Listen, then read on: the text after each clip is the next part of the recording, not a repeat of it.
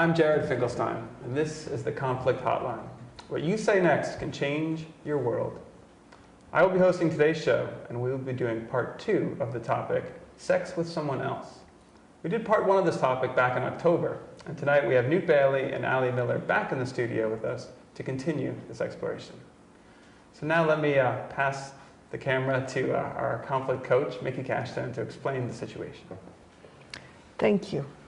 So last time what happened is I worked individually with Casey, who is being played by Ali, and with Dan, who is being played by Newt, on this situation where Dan had sex with another person, and this created some kind of a breakdown. Towards the end of our work together,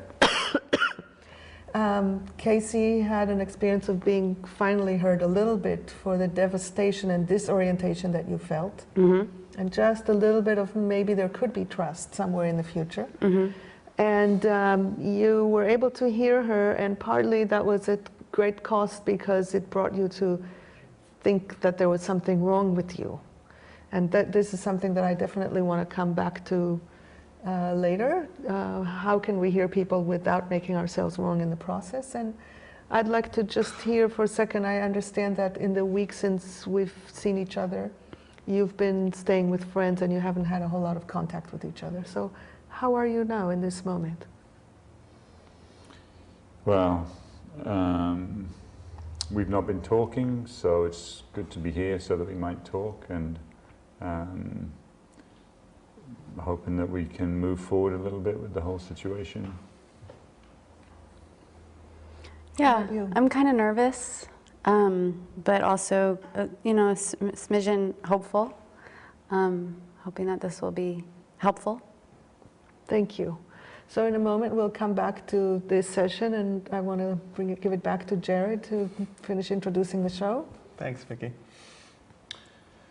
Conflict Hotline is a live program about the common challenges that we all face in our relationships, at home and in the world. It's about what awareness and skills we can develop to face those situations more successfully. We're an all-volunteer effort, and we are affiliated with Bay Area Nonviolent Communication. If you'd like us to use your situation in a future show, please email us at conflicthotline@baynvc.org. Now let's get back to the situation and see with Mickey's support what sort of conflicts we can resolve this evening. Thank you.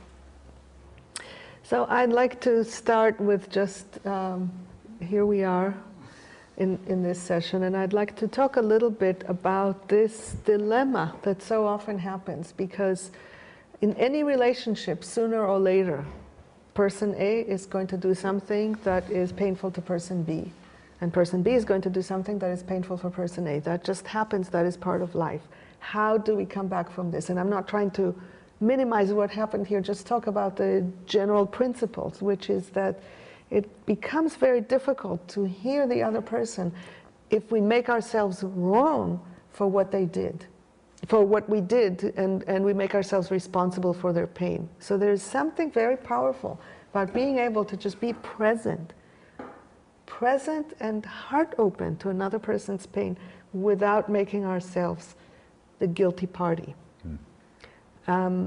So how do we do that? How do we protect ourselves from taking on the blame? It's a very subtle process of recognizing that the pain is the other person's experience. It's related to what we did, but it's not caused by it. And it's not caused by it because in between what you did and her experience, there is the meaning that she makes of it. And the meaning that you made of it is a certain sense of devastation, disorientation. Can I trust him? Did he ever care? All that happens inside of her. It's related to what you did. It's not caused by it. It is what she does inside with the experience. This is a very, very significant piece to understand for any conflict between people, that we're not responsible when we don't cause the other person's experience. So I'm wondering if you can find any place of any kind of wiggle room through that way of framing it.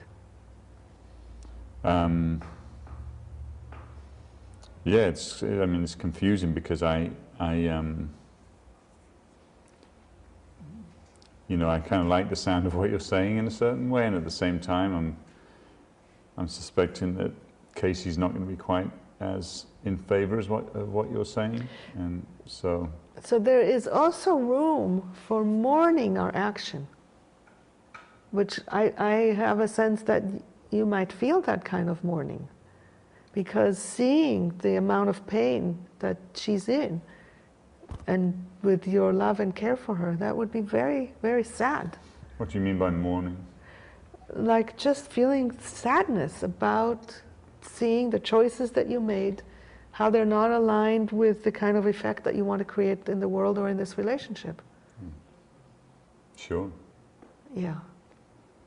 And then, because see, there's, I know this has happened to me, and I don't know if this goes on for you. When somebody takes responsibility for my pain, it almost feels like I have to take care of them to reassure them that they're an okay person. And it doesn't actually keep the focus on me and my pain. And that's what I want to do first, is to just keep your focus on her experience without involving, did I do something wrong here? Okay, I can try and do that. And if it feels to you like you're getting pulled into there's something wrong with you, let me know, and then we can kind of like put a magnifying glass on that and see what we can tweak in the moment. And I'm wondering if you have any reactions to what I'm saying. Mixed reaction, because I like what you're saying about him keeping the attention on me, and if he's gonna be like feeling guilty, I get how then he won't be focused on me. But I kind of want him to feel guilty. Like I want him to feel remorse. So there's this subtle difference between guilt and mourning. Guilt has this idea that something wrong happened. And mourning has a kind of a quality of heartbreak. And I have more confidence that when somebody gets into that place of heartbreak, they will be able to connect. And the guilt is so uncomfortable that we kind of like scramble to get out of it, and then the flip side of it is, you're making me guilty. Stop your pain.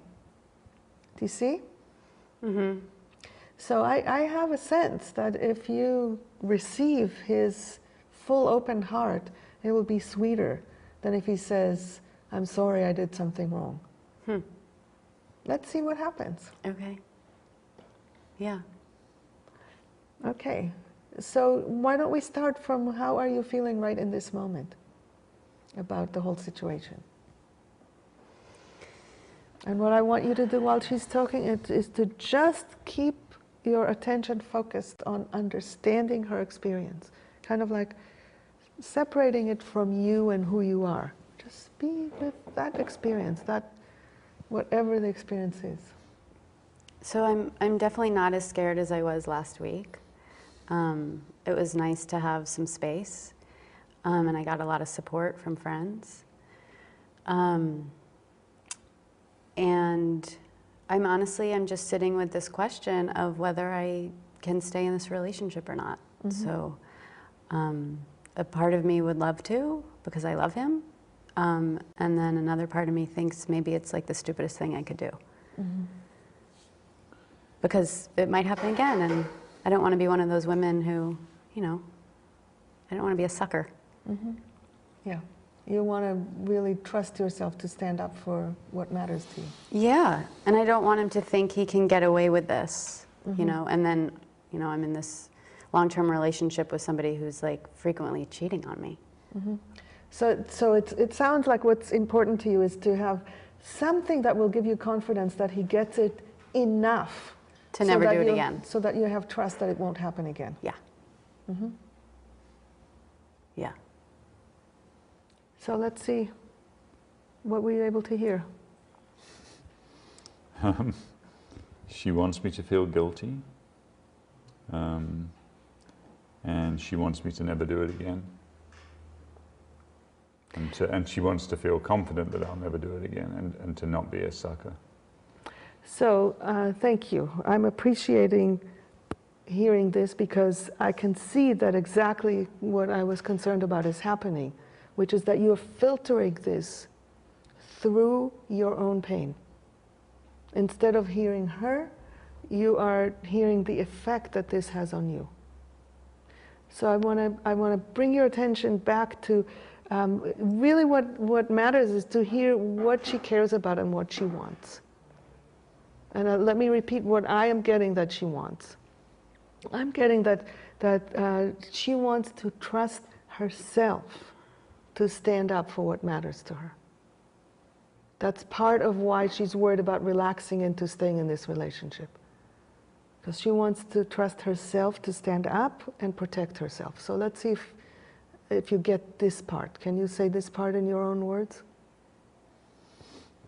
Yeah, I guess she wants to stand up for herself. But I did hear her say she doesn't want it to happen again. I mean, I'm just saying about what... Can you put that aside for a moment and just really understand, can you understand this experience of something happened that was really not working for you? And you want to have some confidence that you are going to take measures to make sure you don't suffer again? Can you understand that experience? Sure. That's what she's talking about. Okay. So can you put it in your own words? What is it that you understand about that experience? She wants to make sure that she doesn't have the kind of pain and experience that she's been talking about with me doing what I did. Yeah. Did he get it? Mm-hmm. I mean, he's saying it. I don't know if he's feeling it, but I feel like he's getting it intellectually. Are you surprised a little that he's able to get it? No. Okay. So she's getting it kind of on an intellectual level, and I'd like to know if you're able to kind of like open your heart to just get how significant this is.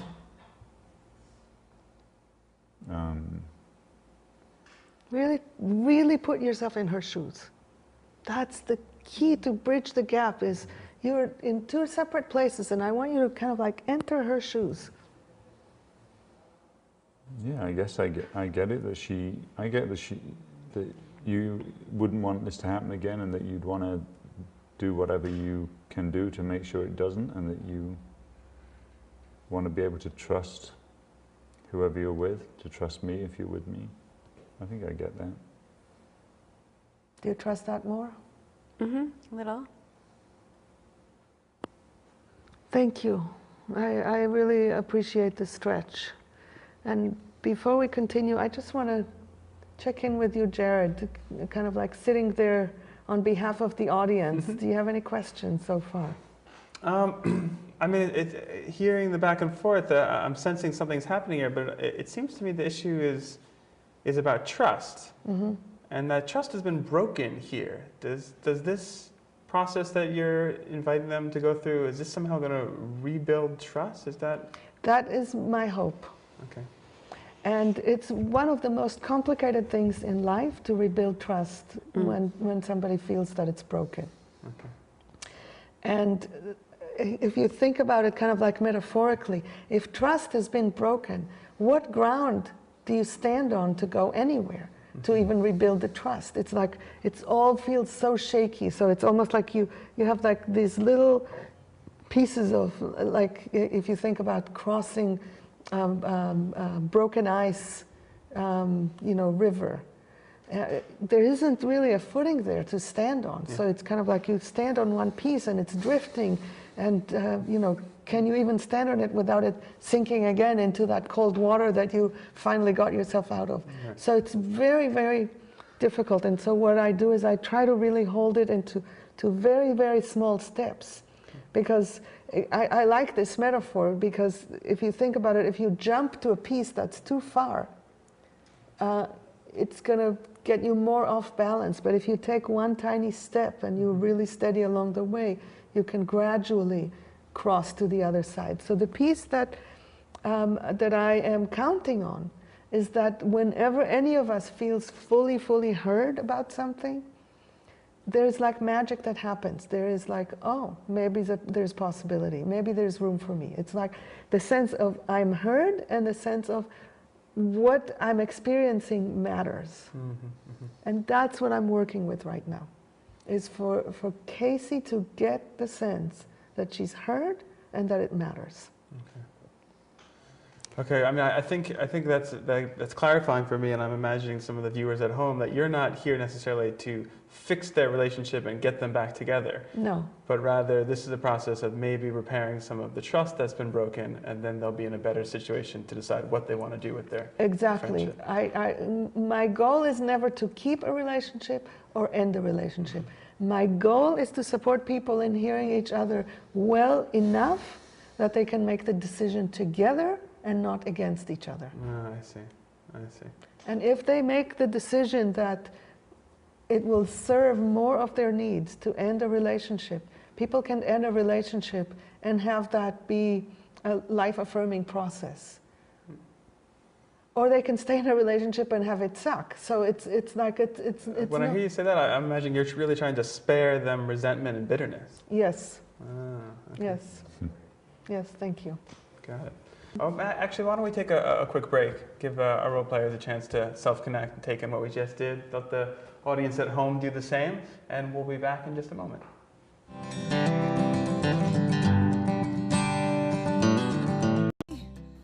And welcome back to the Conflict Hotline. This month, we are doing part 2 of Sex with Someone Else, which is a continuation from a previous episode. But before we get back to the scenario, I'd like to take a moment to introduce both of our role players and learn a little bit more about them. Newt Bailey and Ali Miller are both professionals who use nonviolent communication principles in their work. They're both quite skilled in this technique and this process, and they use it to bring greater awareness to the situations that we act out on the show. So Newt, would you like to share with us a little bit about what you do professionally? Yeah, I work here in the Bay Area and across the US as a trainer, sharing nonviolent communication with public classes and also in organizations. And I also work largely with couples to help them with communication difficulties like the one that we're acting out this evening, both in the Bay Area and over Skype. Great, thank you. And Ali, would you like to share a little bit about what you do professionally? Sure. I'm a licensed psychotherapist with a private practice in San Francisco and Berkeley, and I integrate MVC into my work with adult individuals, couples, and I have a women's group. And I'm also an assistant trainer in the Bay MVC immersion program this year. Great, thank you. Welcome. And Mickey, I want to hand both of them back into your care for continuing the situation. I'm really Back and roll. grateful and delighted. No, before the role, just want to say that I'm grateful and delighted to have such expert support in enacting this very rich and complex situation that we're facing. So now let's go back. You're Dan and you're Casey. Okay. And we are in mid-session, and we just are looking at this difficulty of how to give you, Casey, a full sense of being heard. Mm-hmm. And I guess part of what I want to kind of like invite you into is trusting that there is room for you to be your full human self. And to kind of like rest in that trust as you reach for connecting with Casey's heart. Yeah, that sounds like, I don't know, like almost like a foreign language or something. Yeah, because if you remember last time when we worked individually, you were kind of relieved by the fact that I wasn't judging you. Yes. That's still true. Ah, okay. So if you can rest in that, in knowing that there's at least one person who is not judging you, that might give you room to open your heart fearlessly to Casey. Okay. Yeah. Thank you. Is there anything else that he hasn't heard yet? I mean, the word that is here right now is just that I feel really betrayed, and I kind of feel like he gets it. Again, like on a head level, but I don't, like when you were talking to Jared about people want to be heard and matter, I'm not at all feeling like it is like really, that Yeah. it matters to him. Yeah, we'll get to that in a moment. I really want to kind of like focus the lens on this experience of being betrayed and see what the different parts of it are. I'm guessing that part of it is the sense of shock. Of you had a sense of one story going on and suddenly discovering another story. Yeah, and one sense of I know this person, and now it's like I don't know this person. Yeah. Yeah. And some other aspect of it, I'm guessing, is that sense of anguish about, am I really cared about? Yeah, and just as you say that, it's like, and fear that if it's true that he doesn't care about me, and then we break up, then it's just like despair about being alone again. Yeah. So that And never trusting anyone again. So there's a sense of like a hole somewhere, and you know, it's part of it is, can I trust him, and part of it is, can I trust anyone? Yeah, that's Yeah. what's so intense. Yeah. Yeah. So that's the piece that I want you to get, is that question: can I trust anyone now that this happened? Do you see how, you know, it's almost like the whole world gets repainted when something like this happened for her? Yeah, I mean, I think I have a sense of that. That's why, you know, I wasn't intending to get caught, because I knew that it would have a big effect. So, you know, I'm not saying that proudly or anything, but I didn't want to subject her to this. Yeah, so it's almost like what I'm getting is like, in some kind of like roundabout way, you get her pain through understanding the intensity with which you were hiding it. Yeah, that's a way of saying it, yeah. Yeah. All I'm hearing is like he would do it again, and he would just make sure he wouldn't get caught. Like I'm kind of freaking out a little bit. Yeah, because it's caught or not caught. It's part of it is, how could he have made the choice to do this at all? Tell you or not is a separate thing, but how could he make that choice? That choice in itself, whether or not you know, creates some distance for you. Yeah. And that's why I think I need to hear from him, like what was going on. Because I'm still like in the dark about it. Yeah. And I know last time when I said that, you said you didn't actually think I wanted to know. I more wanted I'm to more be trusting heard. it today. Yeah. I'm more trusting it today, because today I'm hearing it as more being about repainting the picture of who this person is. Yeah, because right now I'm like, I don't know. I just have these ideas, and I'm looking at him, and I'm like hearing things, and I just keep trying to figure out who he is. Yeah. So I'd like to know. So before we go there, I would like to invite you to kind of like really rip your heart open and tell her, what are you actually feeling in relation to her being in so much pain? And really to see if you can stay on this side of guilt, and to just kind of like reverberating with whatever it is that she's experiencing, still in terms of being with her.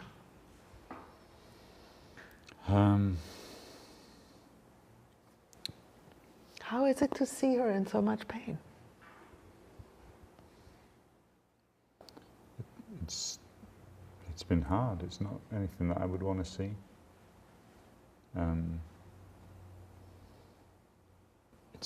It's a worse version of something that I've seen a lot, and I never enjoy it. So,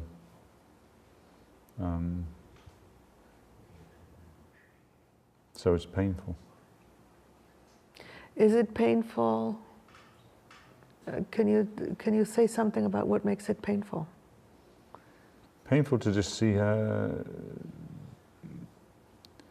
in a lot of upset and a lot of distress, and that she doesn't trust, you know.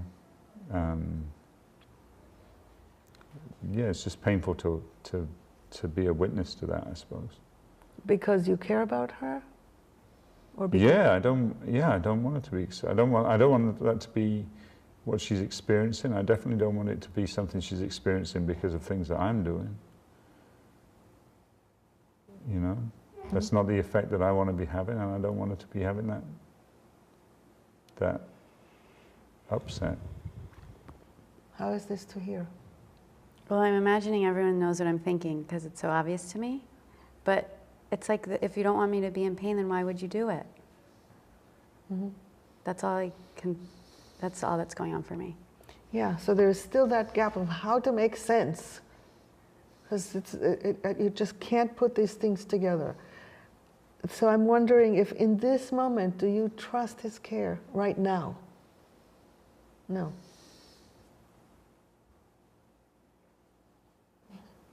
No.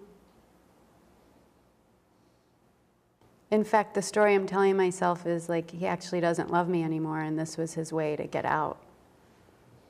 Because he knew it would devastate me and lead me to break up with him.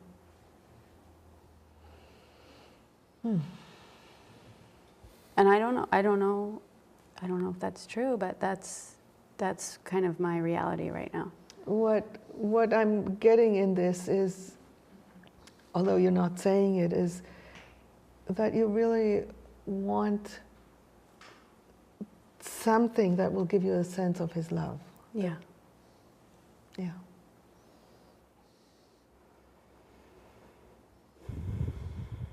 And in this moment, you're really struggling to see where is that love? Yeah, I'm not feeling it. It's kind of uncomfortable to sit here and feel so uncertain of his love. Can you have an understanding of why it would be hard for her to trust your love right now? Sure. Because I think that can be even a tiny, tiny bridge between you, as if you can. Yeah, and I don't expect her to love me, and I don't expect her to trust that I love her after what I did.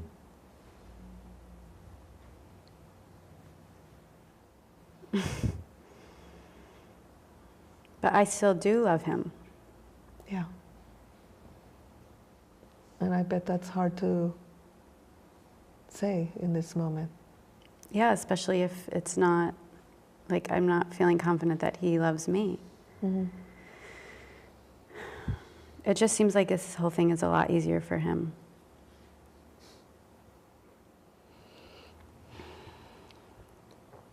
So part of what I'm sitting here seeing is both of you have difficulty with him. He's sitting here, I bet anything, in an internal war. Is that true? No, I'm certainly not enjoying myself, that's for sure. So I just, you know, I know it's kind of like hard to understand, but imagine for a moment that whatever it was that made him choose to do this is not about not loving you. Just take that on Okay, I'll try. on faith for just 1 second. Okay. And just imagine what it would be like to have made a choice that you subsequently don't stand behind. And then see somebody. Does he subsequently not stand behind it? That's what I'm hearing him say. Yeah, I mean, I did what I did, and I now I'm seeing the effects of it. And if I had seen the effects of it up front, like really, if I'd stopped and really thought about that and seen it, then I would have done something different. But I didn't stop and think about that. Why?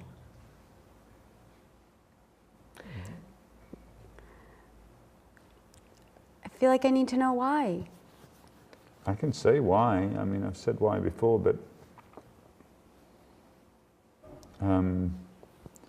I was at my wit's end. I mean, about how to make that part of our relationship work. And I was very frustrated and angry about it, and suddenly an opportunity came up and I just decided to go for it and not to, and I just wanted to get away from the pain of all of the endless confusion and disconnection about our sex life.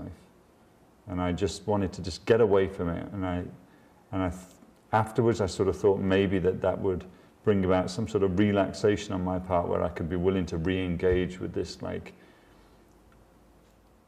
painful, fruitless battle that we've been having to try and actually connect with each other in that way. So it was like your way of trying to make our relationship better? I'm not pretending that was the whole story, but afterwards I thought that maybe it would. At the moment I was just following a physical sexual urge, that I have, and which hasn't been hardly satisfied for 2 years or more, I'm not saying I did the right thing, but there's nothing wrong with me having a libido. I'm not saying there's anything wrong with you having a libido. I've never said that. Yeah, I know that. Did this help you in any way understand? A little. So can you say what it is that you did? What I do understand? Yeah. He was frustrated. He was horny. He acted on it without thinking. And in retrospect, when he reflects on it, his theory is that maybe it was a way to like release some steam so he would feel less sexually frustrated and then would feel more relaxed around me. Thank you. The one piece that I also hear and that I also want you to hear is just how hard it had been for him for so long, the way things were between you. Yeah, that's hard for me to hear. Because then I do the guilt thing. And that's, I understand, and I want the two of you to be able to hear each other without guilt, because this is just pain. Neither one of you is wrong for having pain. I just want you to get that it had been that painful for him. This doesn't justify, he's not justifying his action. I just imagine that getting how painful it had been for him might make it more understandable why he could be acting without thinking. So, you mind if I interrupt and ask a few questions that I think some of the people at home might be wondering? This back and forth here, as I've been watching it, it's complicated. Mm-hmm. And through this filter of mistrust and guilt, which is, if I'm understanding correctly, it seems to be that's what you're trying to chip away at, to have less guilt live in both of them and more trust emerge in both of them, so they can really hear each other. But I'm just what's stopping them from just saying, I don't trust you. I don't want you to be in my life anymore. I'm going to attend to my needs that way.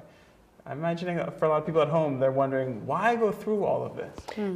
So here's my thought. If you don't do something like this, then you end up having two choices.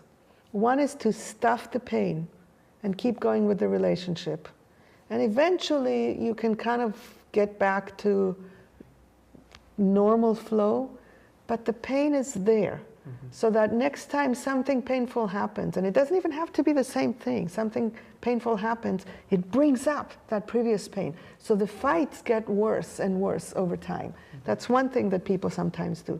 The other thing that people do is break up in a way that erodes their trust in human beings and in themselves. And if you then continue on with life with less trust in yourself and with human beings, what's the chance of the next relationship to have a really good outcome? You're going to kind of like think, okay, I'll get the next perfect person, but then whatever they do, you still bring the pain from the previous relationship into it. Mm-hmm. And then you end up in the 5th or 6th relationship having pain from 4 or 5 relationships that just piles up. Mm-hmm, mm-hmm. And again, this is to stretch your capacity to be human right now. To be able to make sense of your own and another person's responses and to reach some understanding allows you more of yourself, either for this relationship or another. So that's a really interesting piece you said at the end. So in some ways, even though you're resolving a conflict between the two of them, it sounds like you're really actually helping them create some more self-awareness and understanding of their internal experience. Yes. So they're more capable of interacting with other people. I think it adds resilience. Mm.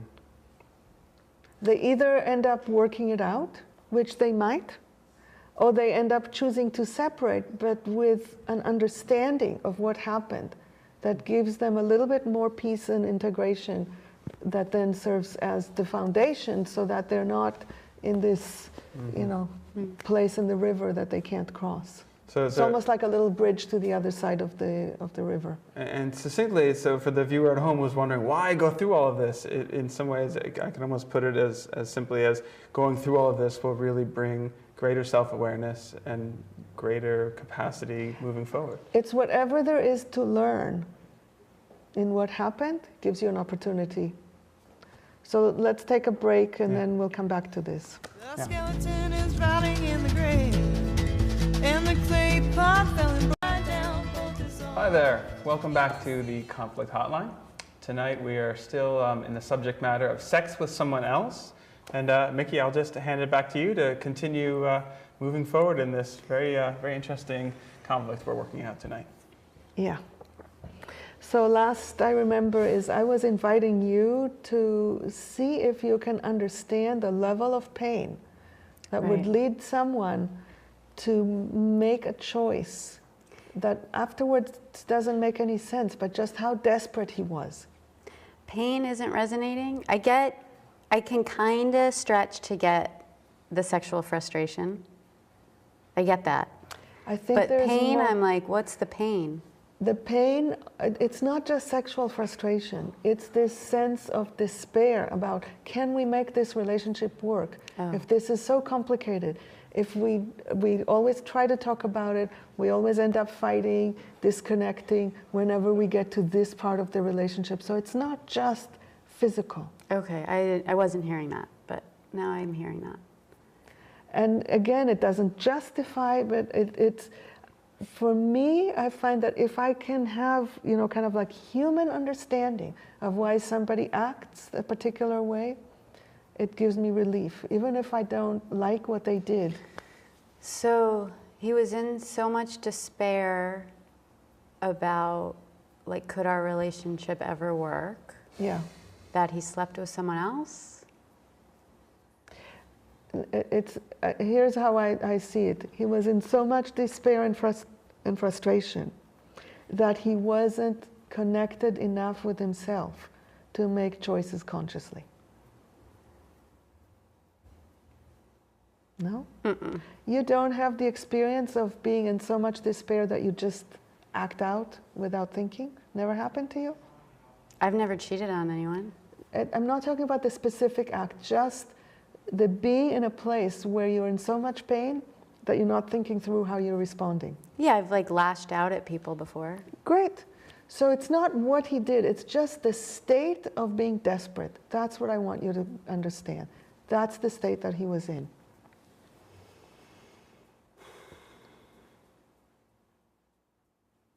Chew on it for a moment. Okay. I can happily remind you of some things that you've done when you've been in an extremely despairing, painful I state. don't think that will help. I doubt it will help. Well, okay. It wouldn't help, would it? No, it's like now he's pissed off at me, and meanwhile he's the one who's cheated on me, and that's my whole thing about this whole conversation. It's like getting turned around, and like I'm the bad one, and I'm not. I feel like I'm done.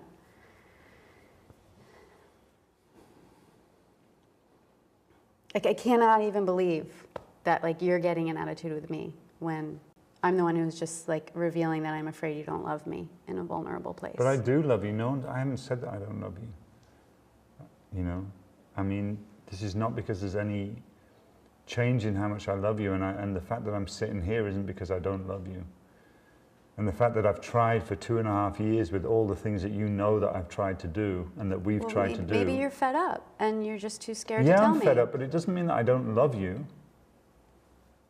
But do you want to stay with me? That's why I'm here, is to try and figure out how we can stay together and actually have a relationship that works. I don't want to just carry on having what we've been doing. I want to change. But I love loads of things about us, and I love loads of things about you, and I don't want to just give up on it. And it's hard to think that you don't even believe that.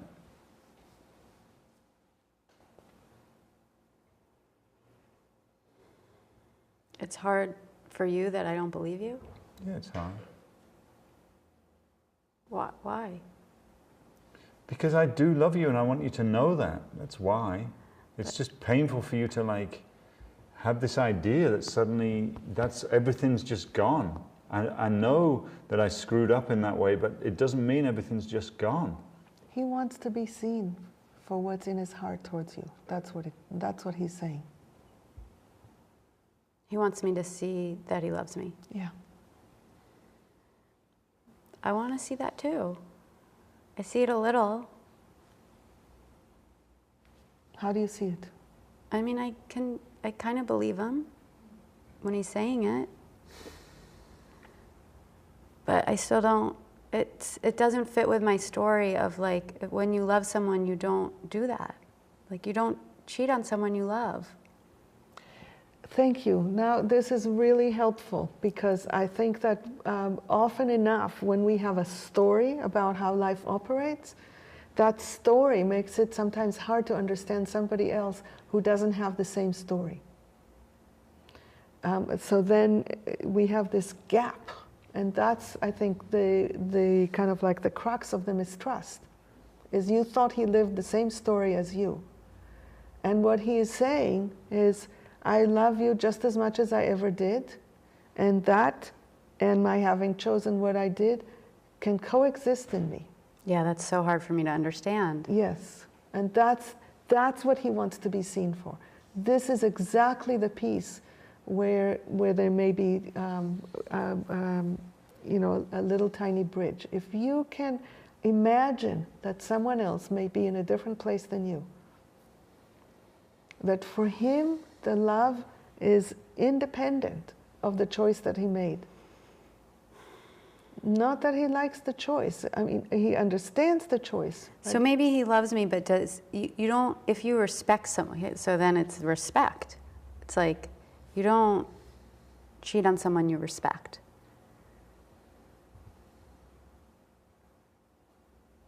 I don't know how to let it in that someone can really love and respect me and betray me so deeply.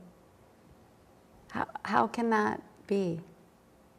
Yeah, I'm just really sitting here with this difficulty because I totally know that from your end it was not at all about not respecting her. No. Although I totally understand why you would see it that way now. I wasn't thinking about respect or not respect. I wasn't thinking about very much. Right, you weren't thinking about me. Yeah. Because I don't matter to you. I want you to see if they can see a difference between you don't matter to him and he wasn't thinking. He was in so much pain that he wasn't thinking. That's the piece that I want you to really wrap your mind around. He was in so much distress about what was going on, and he still is in that much distress. Why didn't he come to me and tell me? Because that's not his style. It has been, though. He tried, and he was kind of not trusting that would work. He didn't know what to even say.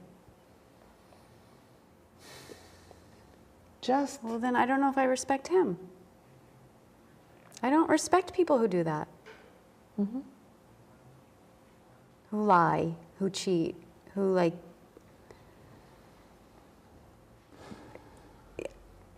all of a sudden I'm with someone who I don't respect.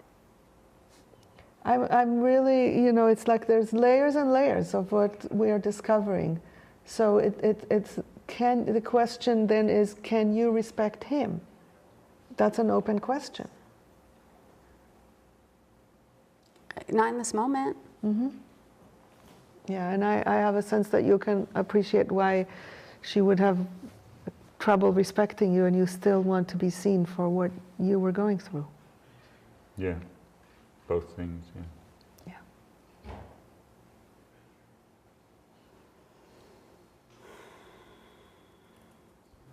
So I want you to sit with it for a moment and see if you have some other question or comment. It strikes me that this is a real, something kind of, I wouldn't say we've come to any resolution, but a powerful shift just happened here. When I heard that in this role, Casey was, it stopped being about whether Dan loved her or not, but rather she values the thing she calls respect and didn't experience that respect satisfied in the behavior that had happened. Am I understanding that accurately? The shift that I see here is different. The shift is from being preoccupied with how he sees her to kind of like a sense that I get that you're taking yourself seriously and asking, do I respect him? So it kind of, for me, loops back to that question of you wanting to stand up for what matters to you. It felt powerful for you to say that. Even though it doesn't feel like resolution, it does feel powerful. Did you feel that sense of power inside of you? Yeah. Yeah. Is there any kind of like relief in that experience of power? Like, I am taking myself seriously. A little bit of relief, and then just like a little fear that this isn't going to work. Yeah, and we don't know yet if this is going to work or not. I have oddly more confidence that we now have a full player here. That it's not just, how does he view me? It's, how do I view what is happening? And what is it that matters to me? And where do I want to go or not? That feels very different. Like I'm less the victim. Yes. Yeah, I feel that. Yeah. I feel stronger. Yeah. And the stronger you are, the more chance there is of the two of you meeting each other, even if it doesn't feel like it in this moment. Shall we take one more break? Let's take one more break. I have another question when we come back. So we'll take a short break. We'll be right back with the conflict hotline.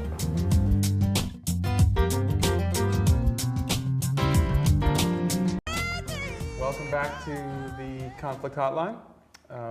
Mickey, hand it right back to you to get us into this conflict. I have a question, but I'll save it for the wrap up. Okay. So we are close to the end, so I kind of want to focus on what do you think needs to happen for there to be movement? What would you like to see happen concretely? Because Dan cannot undo what happened. And that's another thing, is that we get in the past. What do you want to see moving forward that will give you a sense that you can give this a chance? I want to understand more why he didn't come to me, so that I have some reassurance that that's not going to happen again. Yeah, so what I'm getting is you want to trust that the path of talking with each other is strong enough that it will prevent breakdowns like this from happening. Yeah. So, can you tell us briefly what kept you from going to Casey? Because if I'd gone and said just how desperate I was feeling, and also how frustrated I was feeling, and how like seriously tempted I was to actually have sex with someone else, I was pretty sure that she would just say, "That's it, then we're done." So, you get it? Yeah. So you're wanting to know that you can come to me and that I'll still be in dialogue with you. Yeah. And won't leave you if I hear that you're tempted. Yeah, exactly. I guess what I would say is that his being tempted is something that would serve as a kind of like a red alert. I want to know if you're tempted. I get tempted. I get that. I have no problem with tempted. I just want you to tell me. My understanding from having talked with Dan before is that certain things when he would come to you and tell you, he would say, okay, and that's the case, then I don't know if I can be in this relationship, and that he was very tired of hearing such things from you when he was stretching so much. Mm-hmm. Well, now maybe I'll be more likely to listen more and to not be so reactive. I mean, if that's, I'm willing to do that if that's what it's, I think I am. That's what I'd like you to do.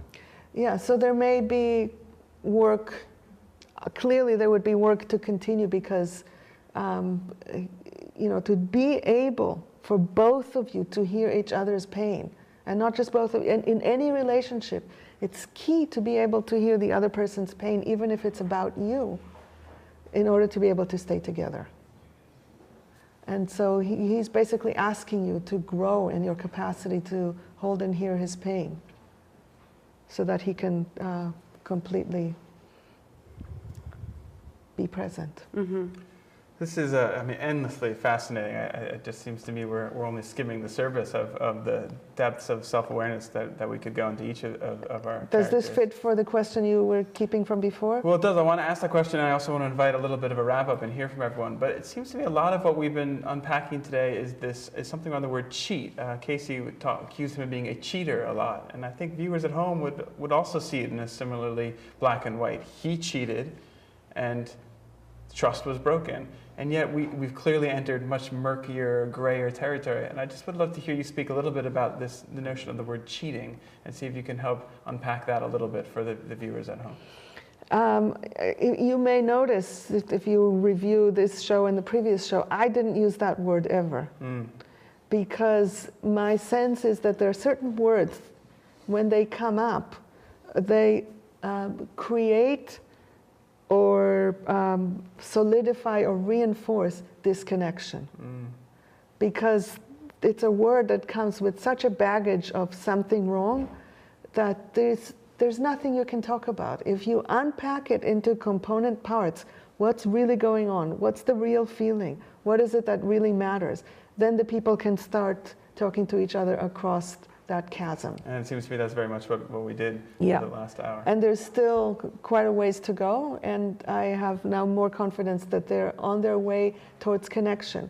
Don't know yet if they'll stay together or not, but they're on their way towards connection. And I want to hear from you if that feels true to you. Yeah, I feel more open to being in dialogue, way more open than at the end of our last session. And I feel more connected to myself. How about you? I would say the same thing. It feels like there's somehow more chance for us to communicate. Great. Thank you. Thank you. Okay. This is the end of our time together. If you liked what you saw today and want to learn these tools, call our organization, Bay Area Nonviolent Communication, or look at our website for training opportunities. Our contact information is repeated at the end of this program. You can also make a donation to support the production of this show on our website. Lastly, we want to hear your feedback. So please send us your comments or scenarios you would like to see us roleplay on the show. Send them to conflicthotline@baynbc.org.